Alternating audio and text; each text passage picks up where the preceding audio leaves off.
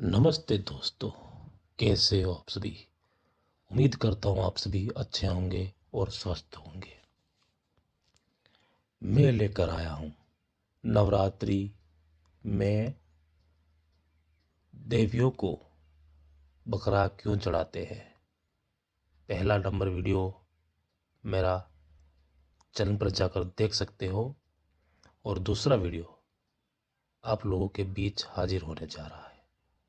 तो दोस्तों, आज की जानकारी ये रहने वाली है कि नवरात्रि के बाद जब नवरात्रि समाप्त हो जाती है तो लोग बड़े प्रसन्न होकर देवियों को बकरा क्यों चढ़ाते हैं, यानी पशु बलि क्यों दी जाती है। इसी के विषय में हम पिछले वीडियो में बात किए थे। तो दोस्तों, आगे की जानकारी क्या रहने वाली है, तो हम इसी के विषय में बात करना चाहेंगे। अब आखिर ये बात कहाँ पर लिखी हुई है, इस बातों को समझे कि ये जो बलि प्रथा है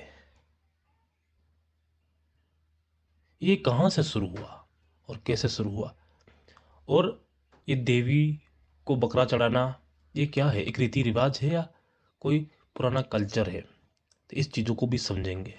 तो दोस्तों, आप लोगों को स्पष्ट कह देना चाहूँगा कि ये जो प्रथाएं, जितने भी प्रथाएं बनी हुई है, ये जो कल्चर है, ये हमें मालूम कैसे चलता है।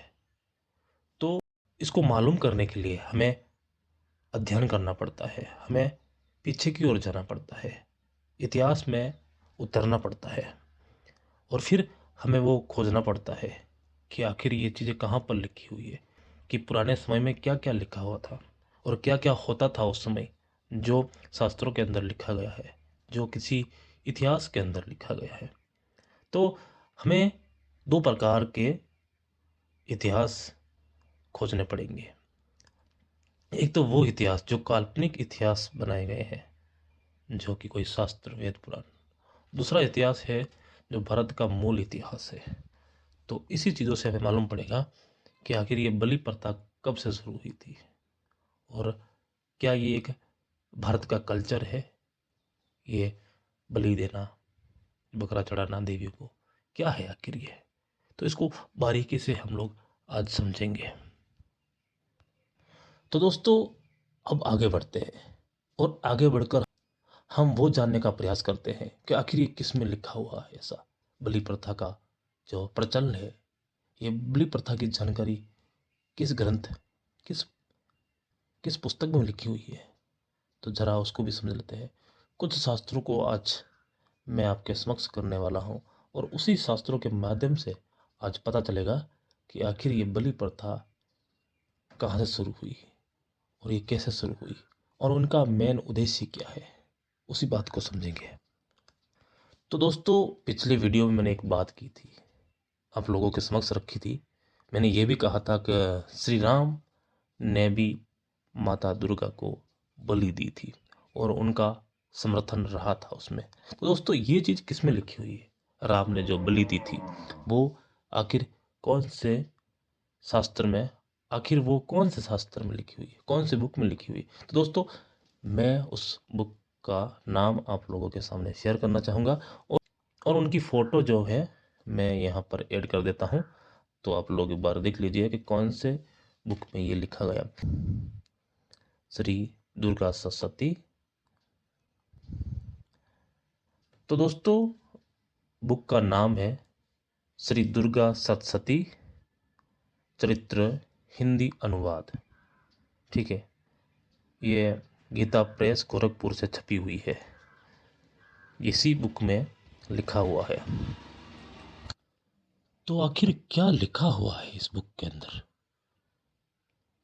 कौन सा शास्त्र है, क्या देवी इसमें सचमुच बोलेगी? अवश्य बोलेगी। देवी ने खुद कहा है इसमें कि बलि दो मुझे, मुझे बकरा पशु मेरे सामने भेंट करो, मैं बड़ी प्रसन्न होकर ग्रहण कर लूँगी और जो जो लोग मुझे बलि देंगे मैं उनके ऊपर अति प्रसन्न हो जाऊंगी और उनकी कामना और उनकी हर इच्छा पूर्ति करूंगी। ऐसा साफ साफ लिखा है। इसका अर्थार्थ ये होता है कि देवी मांसाहारी है, वो मांस खाती है। देवी ने खुद इस किताब के अंदर बोल दिया है। आप लोग इस बुक को मंगवाइए और पढ़ लीजिए, आप लोगों को मालूम चल जाएगा।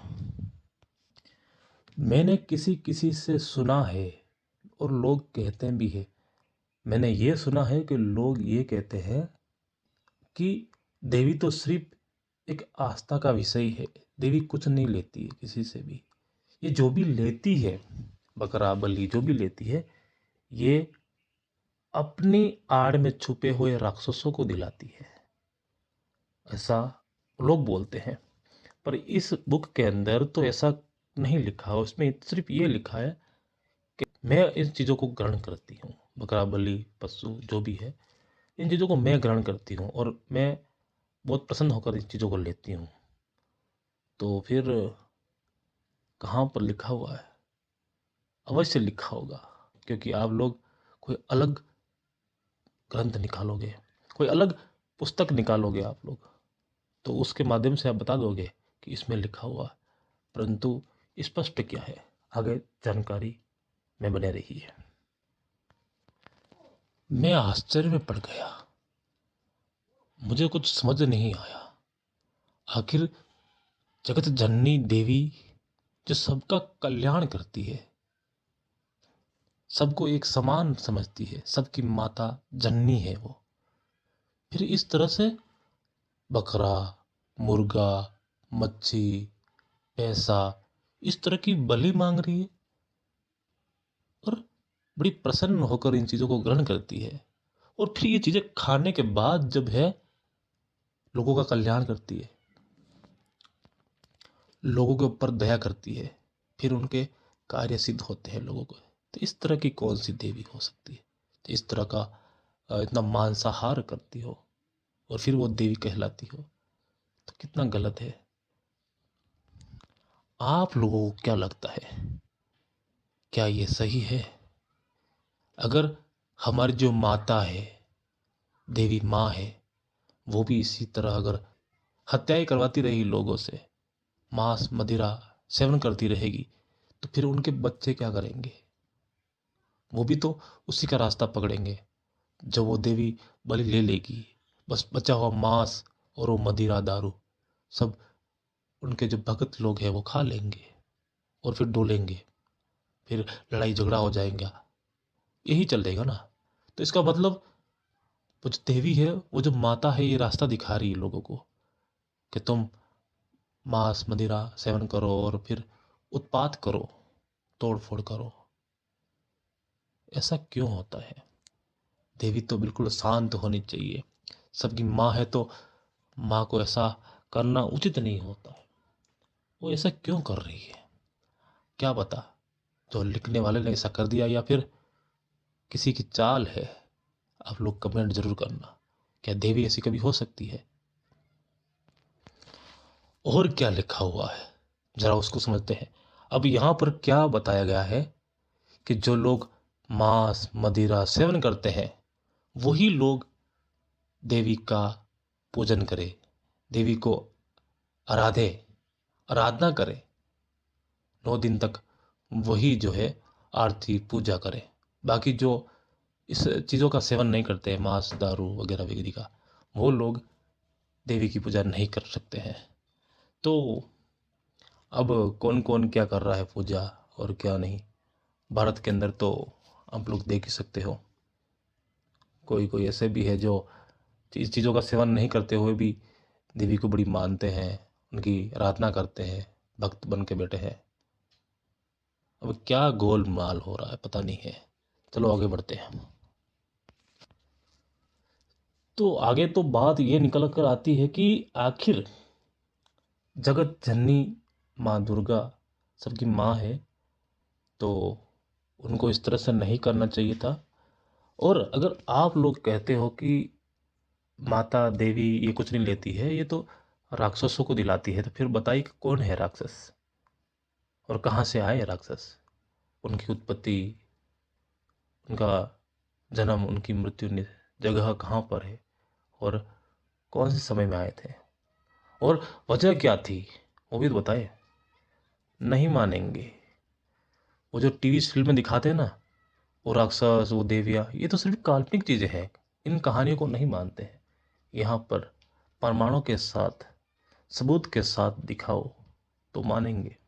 सभी लोग यही मानेंगे। हवा हवाई बात यहाँ पर नहीं चलेगी। यहाँ पर सिर्फ सबूत के साथ बात चलेगी। तो आखिर जब देवी को ये चीज़ें सारी चढ़ाई जा रही है तो कौन सा राक्षस को वो दिला रही है, और उनका फुटेज कुछ कैप्चर कीजिए और फिर उनका भी परिचय दीजिए कि जो बकरा कट गया है, जो कटने जा रहा है, वो किस तरह से उनको चढ़ाया जाता है, किस तरह से वो भोग लेती है। सब कुछ आप लोग फुटेज में रिकॉर्ड करिए और दिखाइए लोगों को। और कौन से राक्षस को दिलाती है वो भी बताइए सब कुछ। तो दोस्तों, आप कहीं जाइएगा मत। नेक्स्ट वीडियो में हम मिलेंगे।